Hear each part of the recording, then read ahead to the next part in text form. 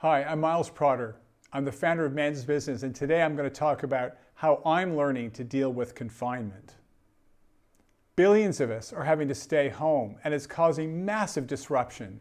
I'm finding it very hard to get my head around it.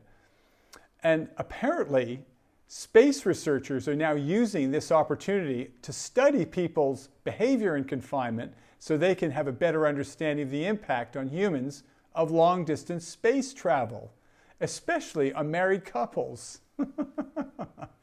So look, to stay sane during confinement, I'm learning that I need to find out, number one, how to accept it. And number two, I need to find out how to have hope.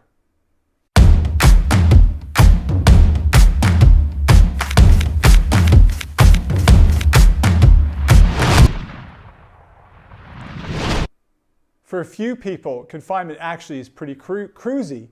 I know some guys who they've still got jobs. They don't have to travel. They get to work from home. There's no commuting. They get paid.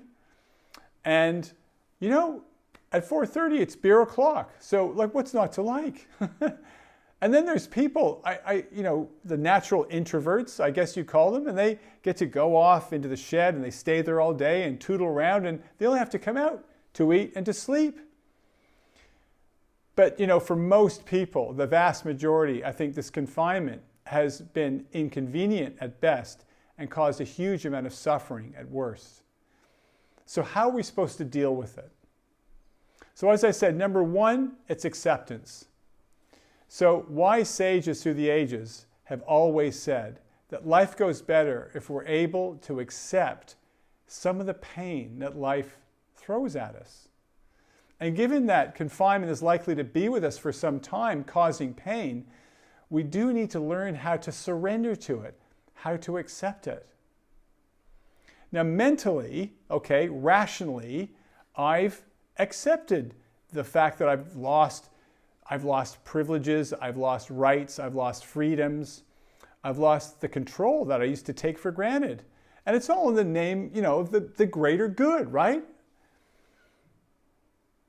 But then there's the dark side of me, the shadow side, the evil side that does not want to accept. It's a bit like Gollum from Lord of the Rings. He's like, precious, I liked my life the way it was before. I don't like this, no. I want to go out. I don't like my wife. She's making me mad. I don't like the dog. She's barking all the time. This kind of terrible sort of noise that's going on in my head. I'm learning that acceptance is a day-by-day task of letting Gollum have his rant and then looking beyond him.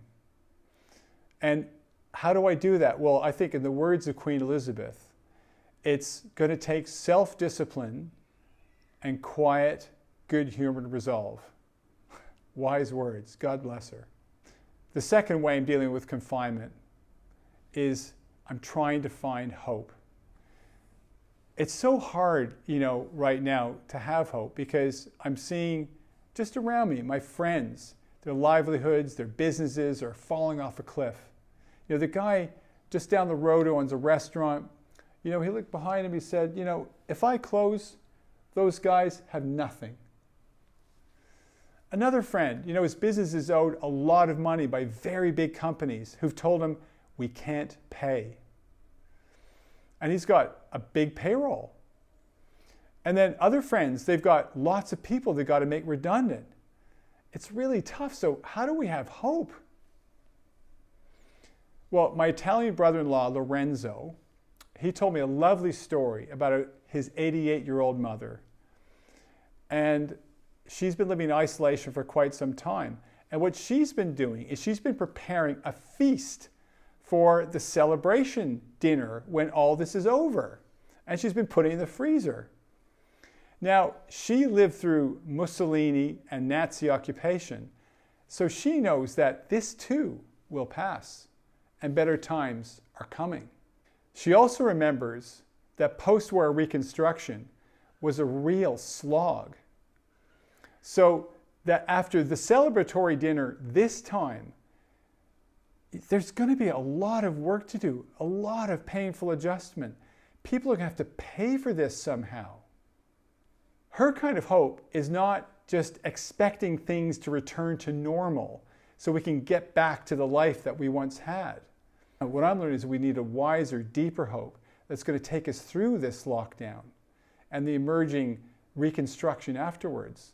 And that's going to take a quiet, good-humored resolve.